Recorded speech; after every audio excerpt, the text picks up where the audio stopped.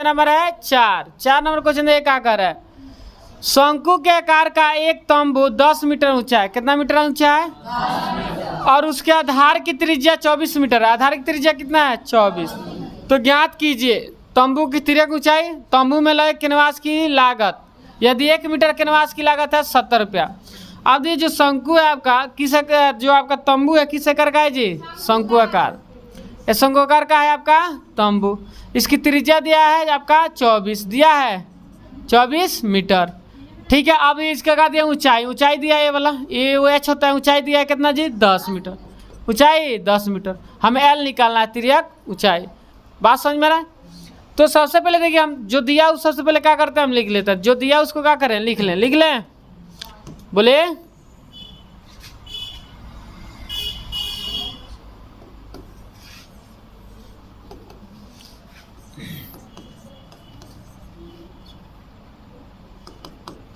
शंकु की ऊंचाई कितना दिला बा?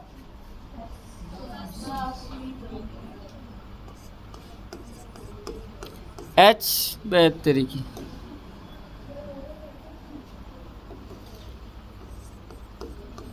एच कितना है? 10 मीटर दिया है।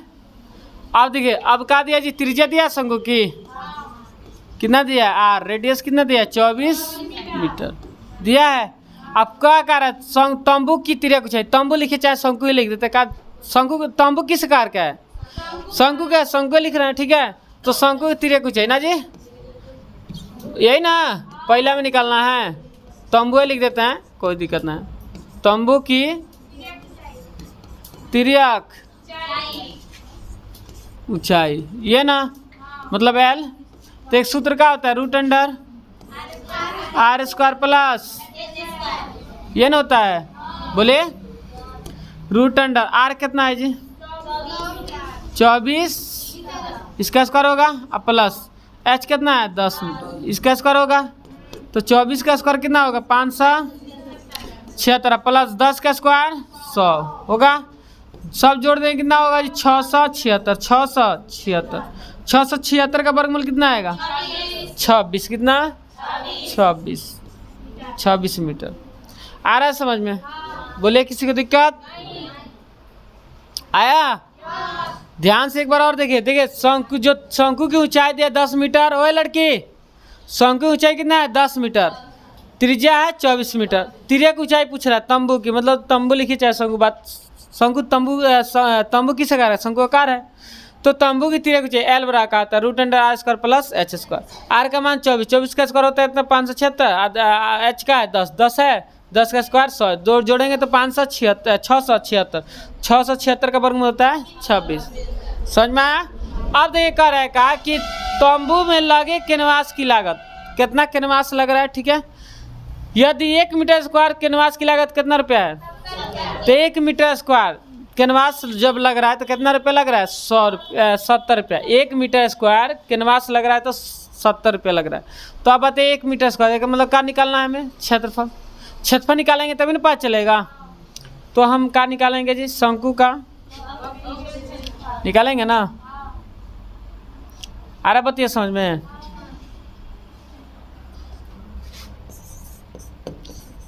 शंकु लिखे चाहे तंबू का वक्र पी क्षेत्रफल, ठीक है। या शंकु का लिख सकते हैं। शंकु का वक्र पृष्ठीय क्षेत्रफल ना क्या होता है? सूत्र जी पाई आर एल। पाई का मान 22/7। आर कितना है? 24 मीटर। एल है 26 मीटर, यही ना। और जब गुणा कर देंगे कितना आ रहा है? 11,700। 13,000 गुणा किए हैं 13,728/7 मीटर स्क्वायर। अब दे टोटल हम इसका क्षेत्रफल निकाल दिए। वक्र पी क्षेत्रफल कितना निकाल दिए? 13,728/7 मीटर स्क्वायर। ठीक। अब बताइए इसमें क्या कर रहे हैं? यहाँ देखिए 1 मीटर स्क्वायर। 1 मीटर स्क्वायर चूंकि 1 मीटर स्क्वायर कैनवास की कैनवास लिखा है। कैनवास 1 मीटर स्क्वायर कैनवास की लागत कितना रुपया है जी? 70 रुपया।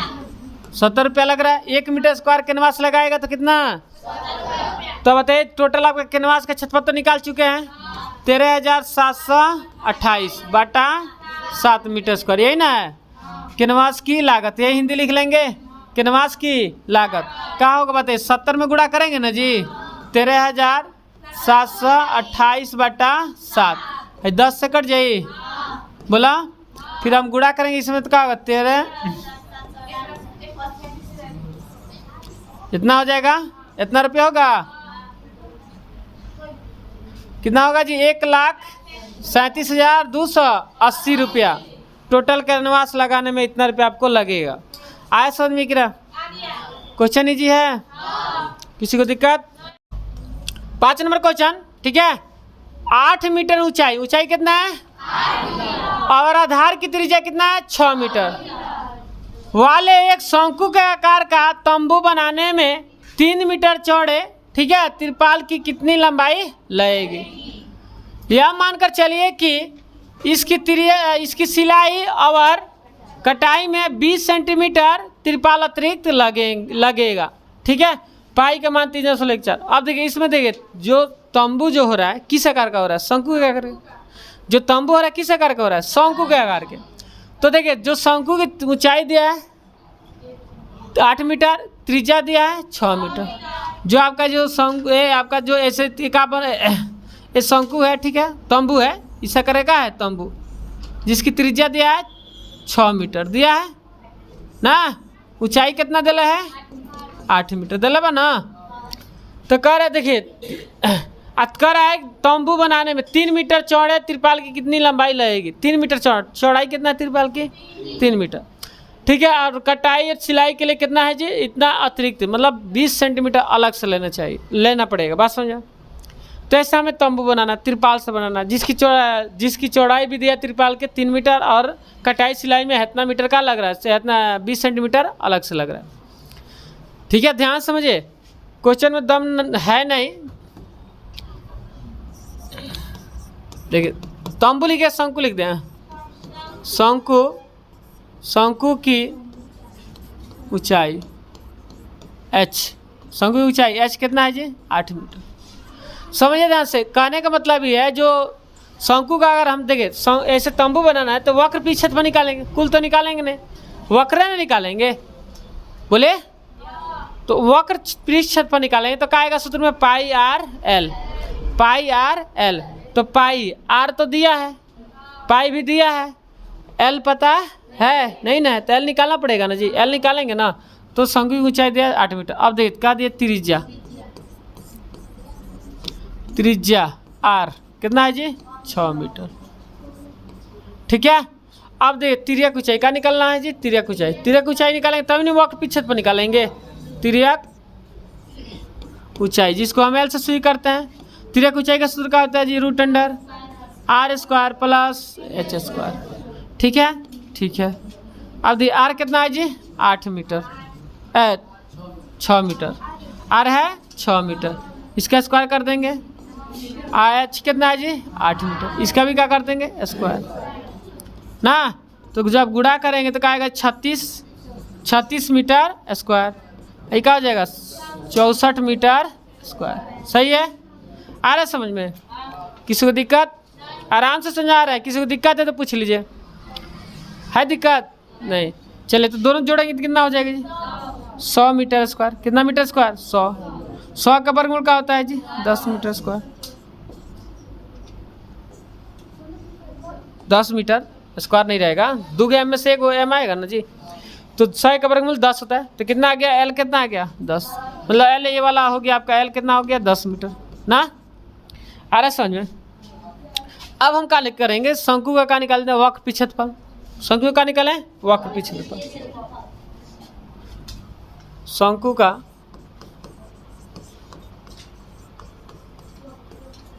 वक्र पृष्ठीय क्षेत्रफल क्या होगा? पाई आर एल। पाई का मान दिया 3.14 दिया है। एच आर कितना है जी? 6 मीटर। एल कितना है जी? 10 मीटर है। बोलिए है कि नहीं है। अब देखिए जब 3 दशमलव का गुणा करेंगे तो क्या होगा जी 3.14 और गुणे 10 60 होगा ना जी मीटर स्क्वायर 60 मीटर स्क्वायर होगा।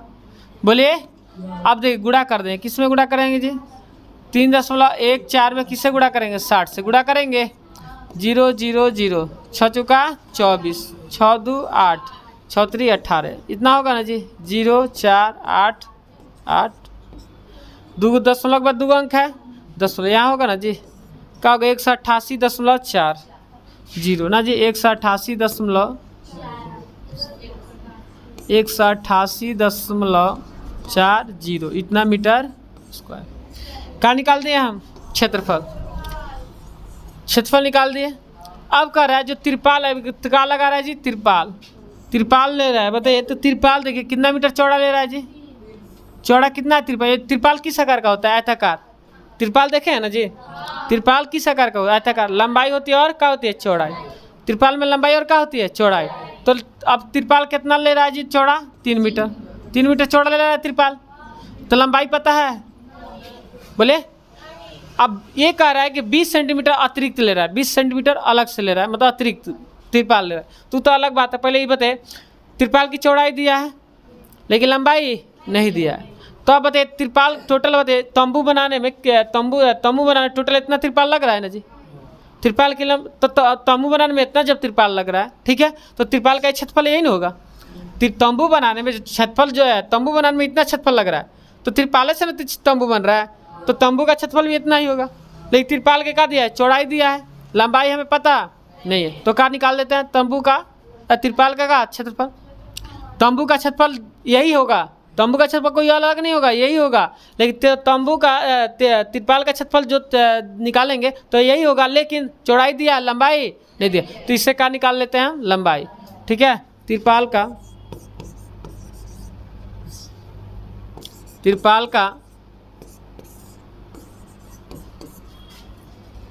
क्षेत्रफल तिरपाल का क्षेत्रफल कितना हो जाएगा जी 188.4 मीटर स्क्वायर। तिरपाल किस आकार का होता है आयताकार तो लंबाई गुणा क्या होती है चौड़ाई होती है बोलिए बराबर 188.40 ना मीटर स्क्वायर। अब देखिए एल लंबाई पता है नहीं है एल लिख देते हैं कोनो दिक्कत। अच्छा लंबाई लिख सकते हैं हिंदी में क्या दिक्कत है ठीक है। अब गुणा चौड़ाई कितना है जी 3 मीटर है ना बराबर 188.40 मीटर स्क्वायर। ठीक है अरे समझ में। अब देखिए लंबाई जब लेंगे लंबाई तो ये जाएगा ना नीचे तो 188.40 मीटर स्क्वायर बटा कहा जाएगा 3 मीटर होगा। अब भाग करेंगे क्या करेंगे 3 से भाग करें ना बोलिए 3 से भाग करें तो 188.40 भागा 3 यही ना कहा गया जी 62.8 भाग किए तो कितना आ गया। हाँ तो लंबाई आपका आ गया लंबाई 62.8 मीटर इतना लंबाई आ गया। ठीक है एम से एम कट गया 2 एम से बात समझ में आया। और 2 एम है तो 1 एम कट गया तो एक ही ना बचा तो लंबाई कितना हो गया 62.8 मीटर। ठीक है अब आप बताइए टोटल आपका लंबाई इतना है चौड़ाई दे दिया अतिरिक्त कपड़ा ले रहा है कितना अतिरिक्त ले रहा है 20 सेंटीमीटर 20 सेंटीमीटर का ले रहा है अलग से कपड़ा ले रहा है समझ में आ रहा है बोलिए।